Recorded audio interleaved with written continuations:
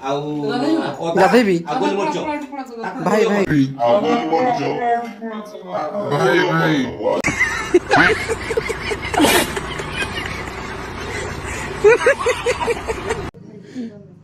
Hello guys आपण मैंने तो पार्ट 1 ब्लॉग देखी दी थे।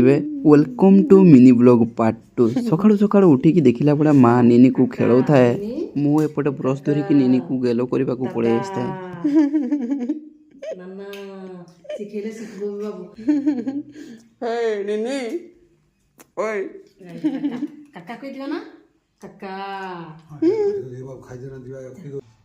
आमको गोटे जगह जीवार थिला तो मु जल्दी जल्दी खाईदेली। एपटे भाई भाउज खाऊजंती आ मोर ब्रेकफास्ट रे चकुड़ी पिठा ब्रेड कदली आ मटर तरकारी जोटा काली राति रे छोड़े थी ढेर सारा तो आज टिके मजा नहीं जावा तार पेट पूरी नथिला तरकारी मुड़ी खाईली तापर कदली खाईली तापर आमे ऊपर उड़ी बाहर जाइथिलु खोली चौबती आनिबा पई। एपटे भाई तार म्यूजिक सेटिंग करूजी एपटे बादल पुत्रा को वेटिंग करिछु से पर्यंत म्यूजिक सुनुथांतु।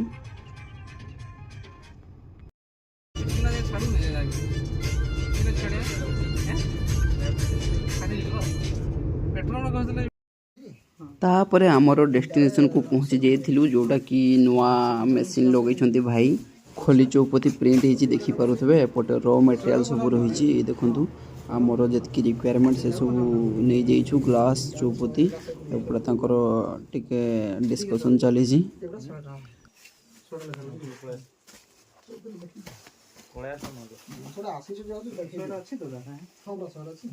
एपटे देखिपे मेसीन जोटा कि नुआ इंस्टॉलेशन होती तो से आमको टिके कम प्राइस रे मिलगला होलसेल रेट रे। लोकेशन होची जाली उकुंडा आपन जदि नेबा पई चाहिबे इठू नै पारिबे कांटेक्ट नंबर मु दे दिबी मते कांटेक्ट करंतु ठीक अछि।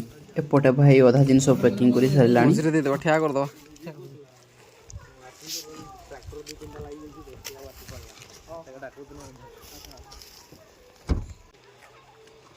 खोली पई आस्तु खोली खोली देख न बंडेबो तापर आमे घर को बाहर जाइतिलु। एपटे आमर ग्लास पायस कप आउ देखि पारथबे 3 बस्ता खोली चौपती ठीक अछि। एपटे सब मसला जातीय सब आइटम रखा है।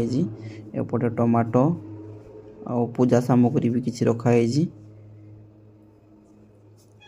आ भाई रूम को टिके जाइए देखा कौन लाइट बंद करके रखी। अच्छा एपटे पीढ़ा अच्छी जोटा कि खाली पूजार लगे। आज एति फुल ब्लॉग सीरीज देखा फॉलो एंड सब्सक्राइब करके रखु।